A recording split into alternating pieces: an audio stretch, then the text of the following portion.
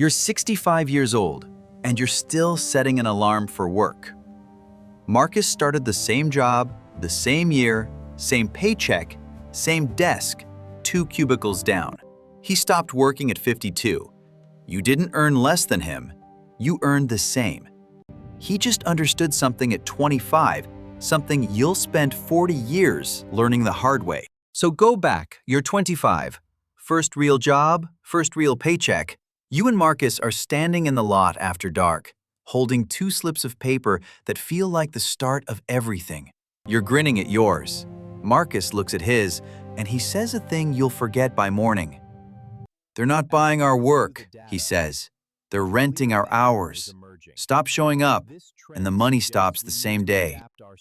And you almost hear him, you do, but over his shoulder, the guys are crowding around a brand new truck somebody just financed. Somebody's bragging about a watch, and the last thing you want, 25, a check in your hand, is to be the one who sounds broke.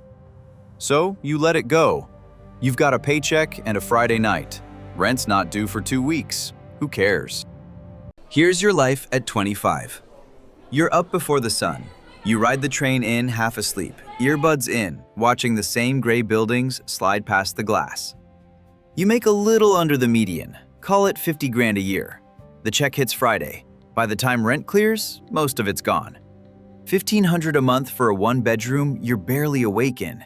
Then the phone bill, the groceries, the student loan, the night out you swore you'd skip and didn't. By Thursday, you're back at the ATM. And the number's smaller than you'd like, but you tell yourself it's fine. You're young. You'll make more. And when the number gets bigger, the problem goes away. You think the problem is the size of the check. You've got 40 years to find out it never was. At 25, you're a paycheck with a person attached. Another year traded. Nothing left to keep. Jump ahead. You're 45. And on paper, it all worked. You got the raises. You climbed.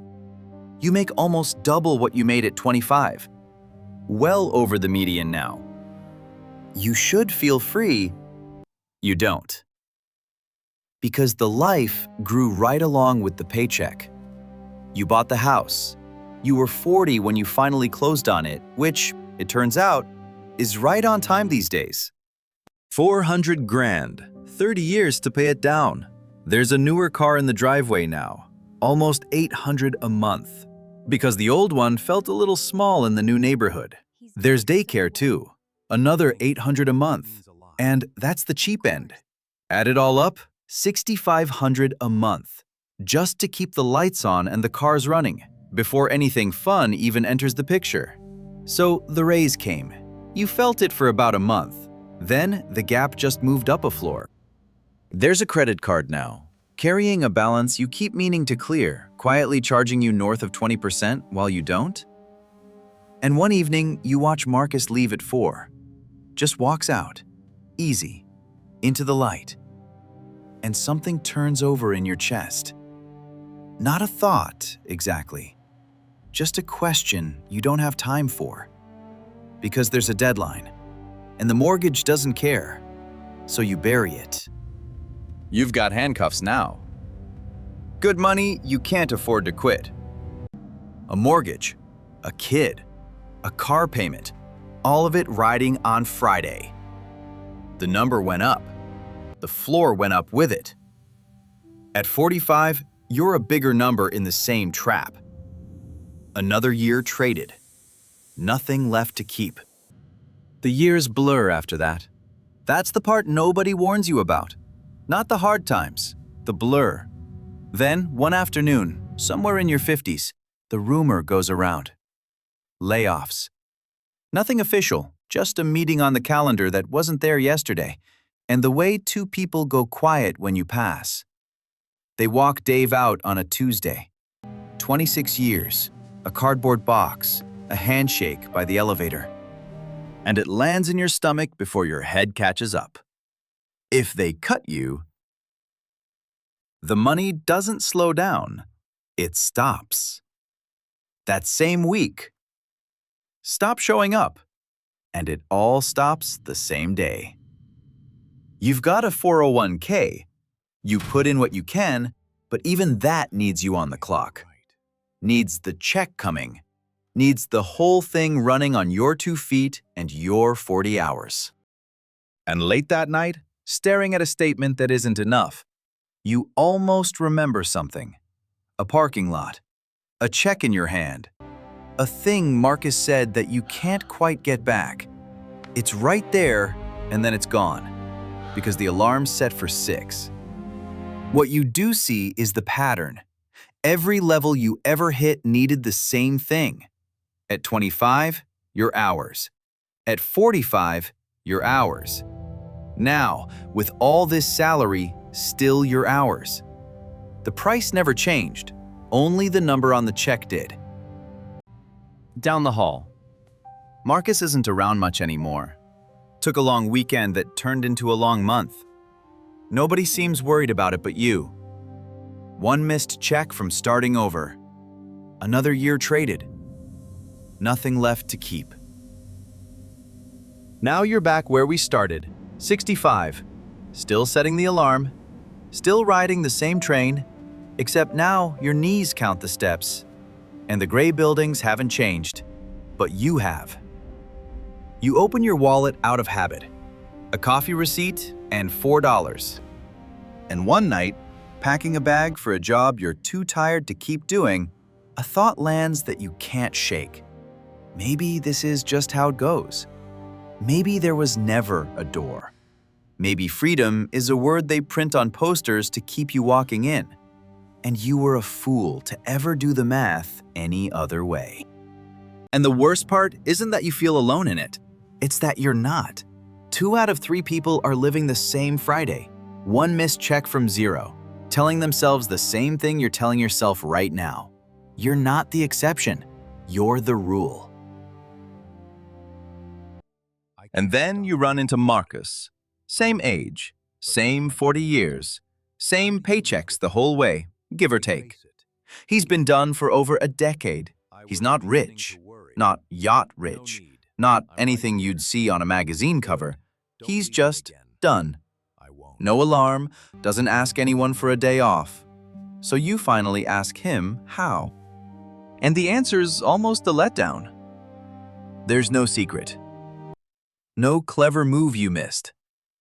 He didn't out-earn you. You both know it. You saw the pay stubs for 30 years, and they matched. What he did was small and boring, and it started the same night you both stood in that parking lot. Every time a check came in, he sent a slice of it somewhere it could work without him. Not a lot, just a slice. Every time. Year after year, decade after decade. You spent yours, he didn't. And somewhere along the line, the slices started doing more work than he did. That's all this is, by the way, a story about how cash flow works. It's not advice. The real numbers depend on your income, your costs, and your own choices. But the shape of it is the whole thing. Even the one piece you've heard of the company match on a 401k. The thing people call the only guaranteed return there is. Half of us leave it sitting on the table because Friday needs the cash. And right there, 40 years late, you finally hear what Marcus said in that parking lot. They were renting your hours. They always were. The day you stopped, the money stopped. Marcus just spent 40 years making sure his didn't. You never had a money problem. You and Marcus made the same money. You had a time problem. Your income died the second you stopped moving. His kept breathing without him. A week later, you're in the lot after dark. Same lot, 40 years on. There's a kid by the door. New hire, first real check in his hand, holding it like it's the start of everything. And before you can stop yourself, you say it. The thing Marcus said to you. They're not buying your work, kid. They're renting your hours.